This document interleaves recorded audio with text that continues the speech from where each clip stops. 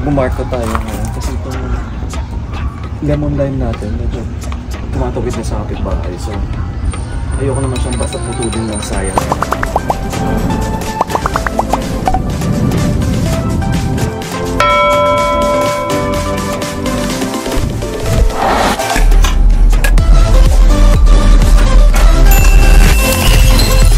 Mamarko na lang natin para medyo mag-stop na siya mag-grow. Mag-roots na siya dito. So I have this plastic electric tape. Ito nilagyan ko, inano ko na to. Sinanitize ko na.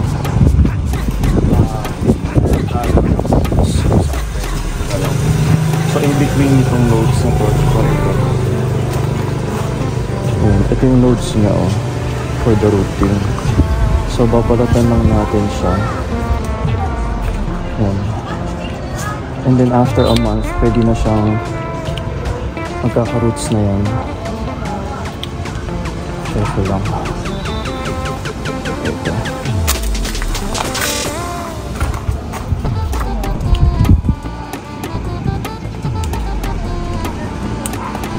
Kasi ganyan lang din naman natin nakuha yung ilan naman natin ito. Full market yun.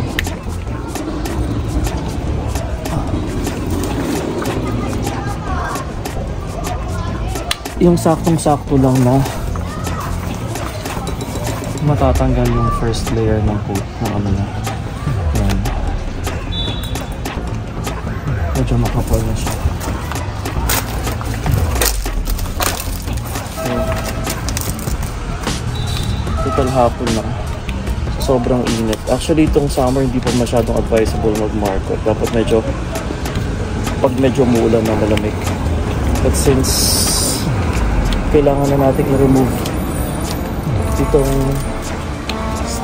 branch na to, might as well market it kasi kesa masayang na kailangan putulin na lang.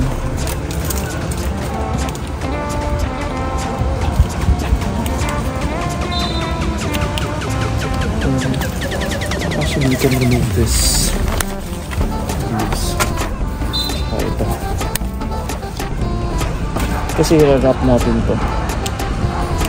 And then we'll check after a month.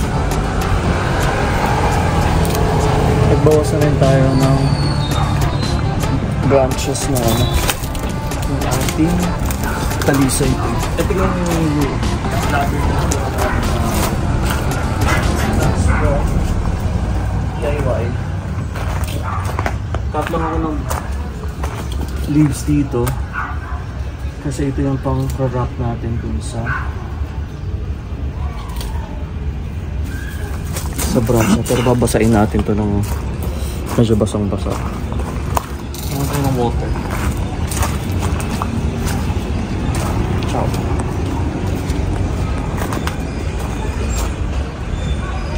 I-wrap lang natin to dito sa with plastic para to keep it moist.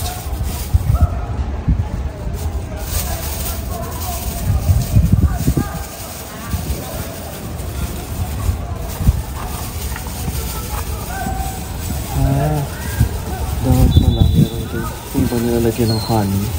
Tingnan ko muna kung may honey tayo. Wala. Yung fertilizer na parang pang-rooting.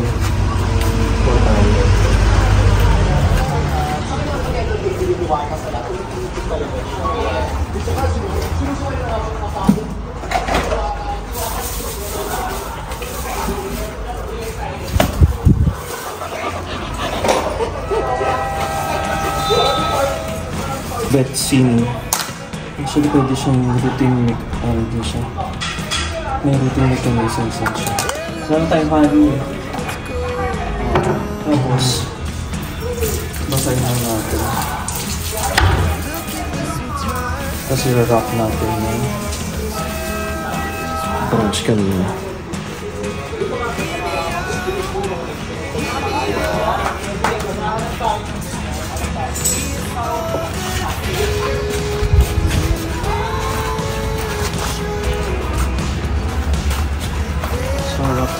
lang siya. Here. Kailangan you have to keep this moist.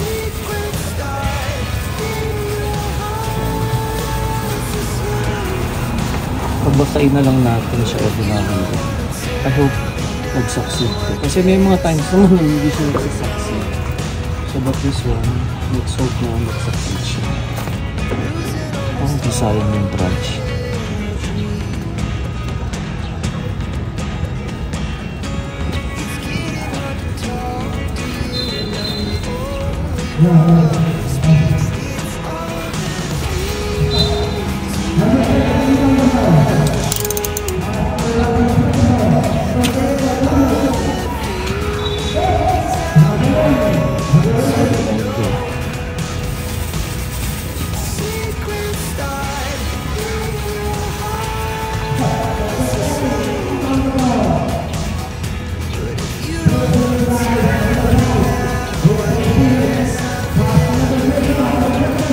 Pwede natin kantang gabi.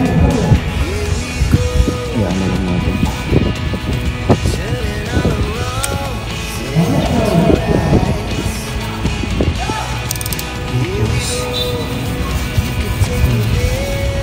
Kasi pag binibigyan natin, magkano din naman siya. At least ito. Alright, let's hope na mag-succeed siya. Tingnan nyo kung gano'n nakalas yung ano.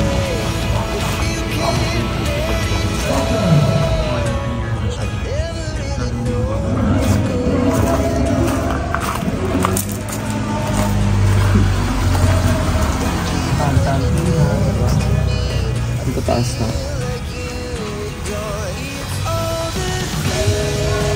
1 year na siya naka-spread. So sooner or later magkakata rin tayo ng kaya buti na lang meron na tayong classes. Ciao!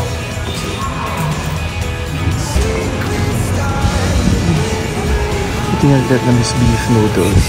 Mr. Pho Viet. Ito lang malapit sa guardhouse. Ano na lang dito ang ambassador. Papagutin si Jay. So we'll try this. Mukhang cute. We have iced coffee. So we'll try it also. Actually, parang reasonable yung prices. Look.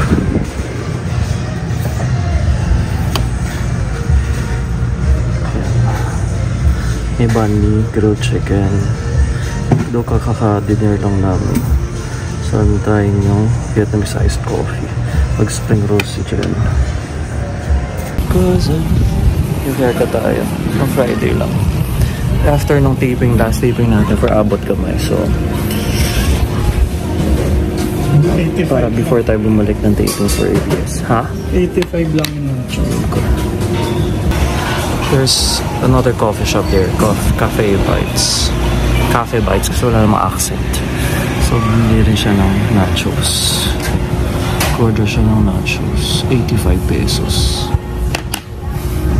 Ito na yung ice. Napa-order pala ako nitong noodles. Hindi ko alam. So, syempre kakainin natin. Pero hindi ko na siya kakainin tomorrow na lang. I'll just taste the soup. Kasi nag-nachos pa.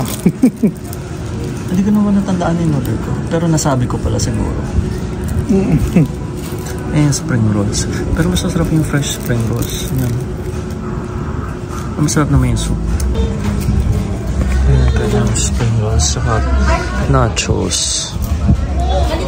Pero kaka-dinner lang namin. Sarap.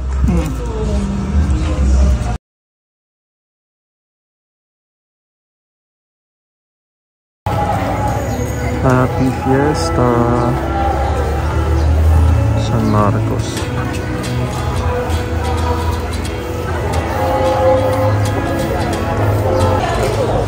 Ito na yung mga samahan pala ng mga barangay ng San Marcos.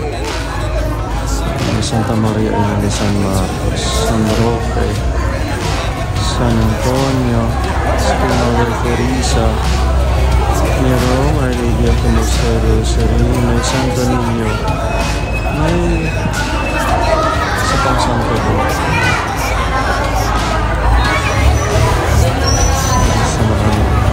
Santo Cristo, San Marcos, Santa Maria ay na San Marcos, San Roque, San Antonio.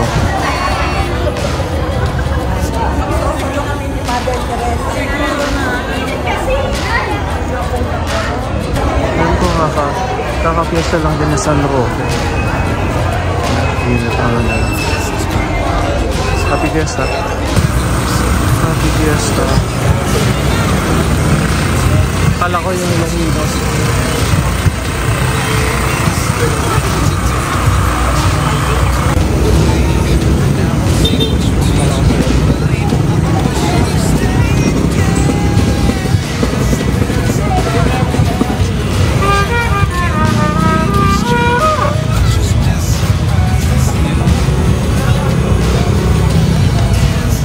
Kalabas ka ng bahay sa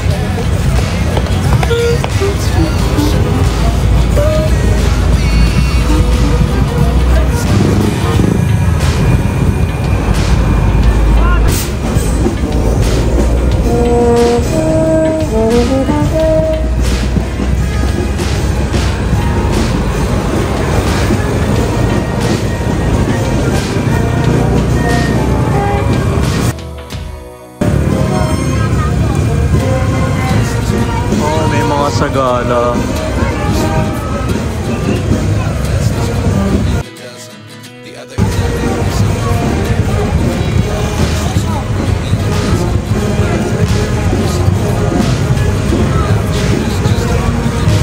Baka rin nila. Kasi hanggang doon sa dulo, yung bago magtulay, yung papasok ko sa